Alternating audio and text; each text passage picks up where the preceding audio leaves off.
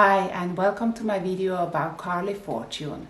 Carley Fortune is a freelance award-winning Canadian writer and journalist.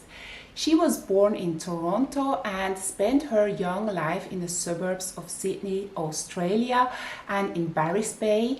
That's a small lakeside town in rural Ontario, and the setting for her first debut novel, Every Summer After.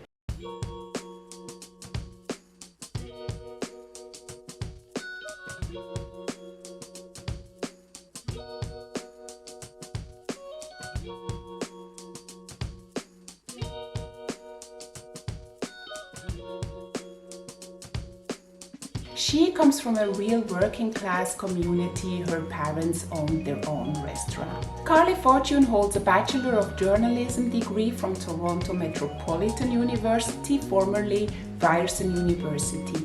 That education was expensive and she was in debt. After graduation, she and her boyfriend moved to Victoria, BC, and she got a job as EIC at the Martlet, the University of Victoria's student newspaper.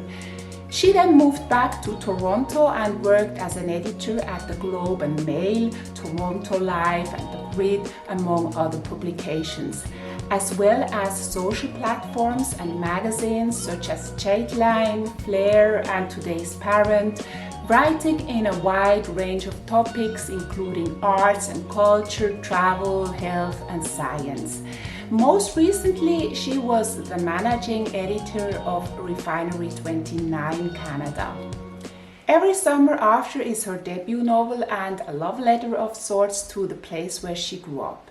She thinks back so fondly on her childhood summers in the idyllic town of Barry's Bay that she was determined to make it the setting for this beautiful love story. Fortune completed a first draft of the book and sent it on to some friends.